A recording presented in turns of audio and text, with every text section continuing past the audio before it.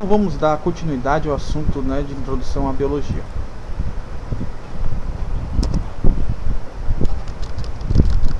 Então, na aula anterior, eu falei sobre a criação, né, sobre a origem do universo e dos planetas, inclusive o planeta Terra. Agora, nessa aula, eu vou falar um pouco do surgimento da vida.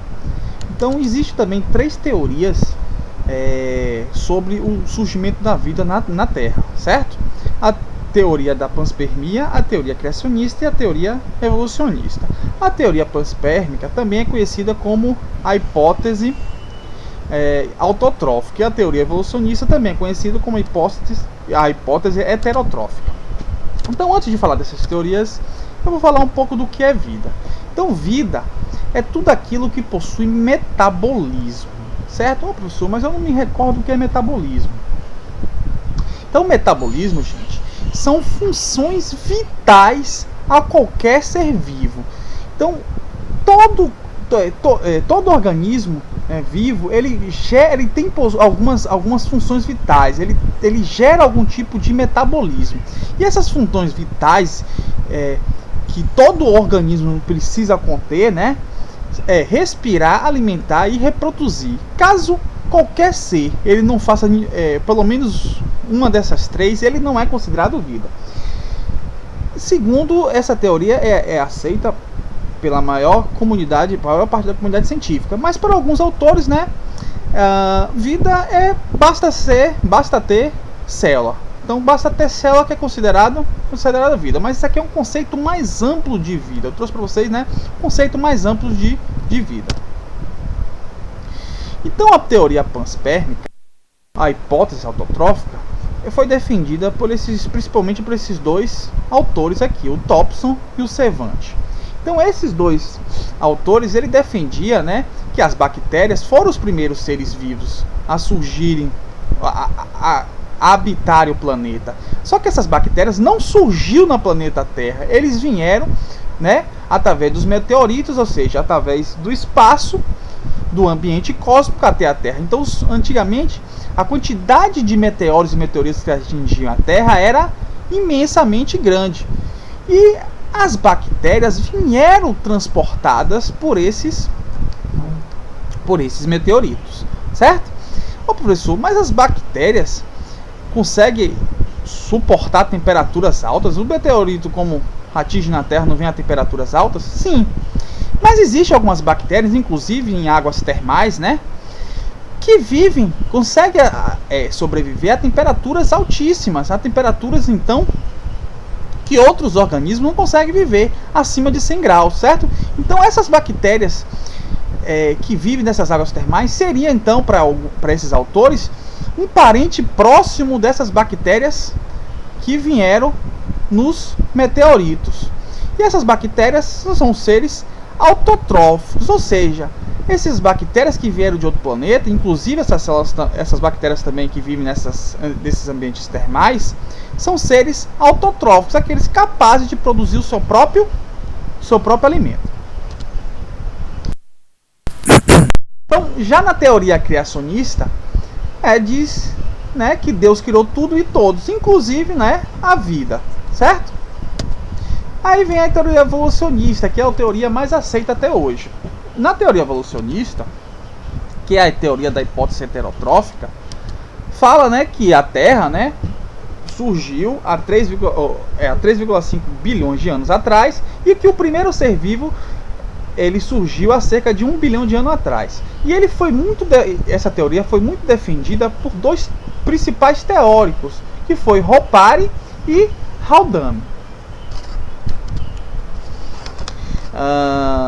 Então, Hoppari e Haldane, ele defendia que a Terra era inóspita, ou seja, era rude, não conseguia, não havia vida por ser muito rudimentar, era então inabitável. Então a Terra era inóspita e inabitável, então não tinha como ter vida, certo?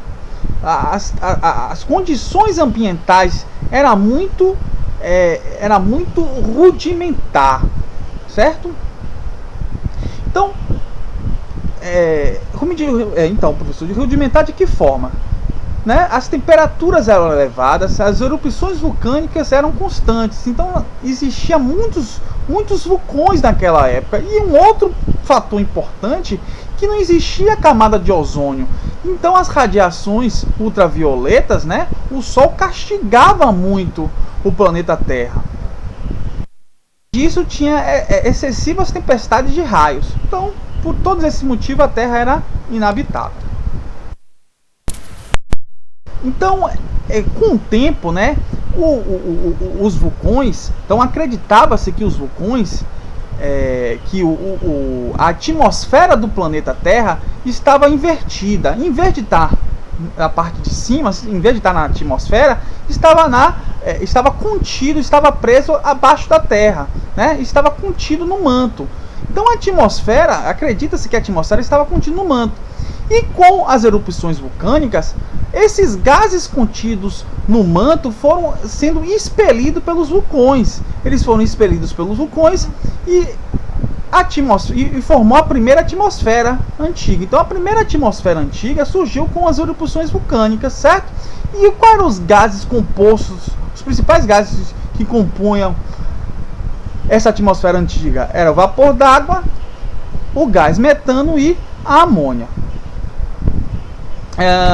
Com o tempo, né, o vapor d'água acumulado na atmosfera, né, que saía das erupções vulcânicas, foram formando então as nuvens. Foram para a atmosfera formando as nuvens, sofrendo então precipitações, condensações primeiro, precipitações e formando as excessivas chuvas. Então começou a chover demasiadamente na Terra, certo? Então essas chuvas demasiadas, acredita-se que formou os oceanos. Veja que isso aqui é uma sequência, é uma história da Terra. Então é como se fosse a história da Terra aqui. Primeiro surgiu o quê? Primeiro surgiu a atmosfera, certo? Acredita-se que a atmosfera estava contida abaixo da Terra. Com as erupções vulcânicas ela foi para a atmosfera, né? A atmosfera era composto de vapor d'água, gás metano e amônia. O vapor d'água acumulado na atmosfera fez surgir as sucessivas chuvas que formou os oceanos.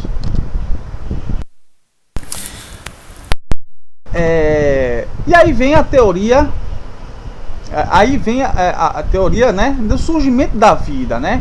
Eu falei isso tudo para poder explicar para vocês como surgiu a vida.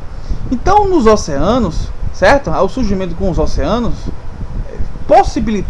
permitiu a origem da vida. Por quê? Porque no solo, né, fora dos oceanos, a temperatura continua muito elevada. A Terra continuava inóspede, só que nos oceanos a temperatura era mais amena, certo?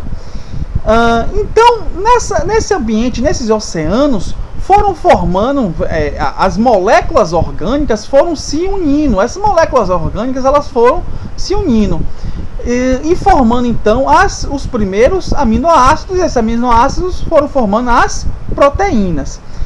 Por sua vez, esses aminoácidos, essas proteínas, foram também se ligando e formou o primeiro material genético. Esse material genético, né, consequentemente, fez surgir a primeira vida.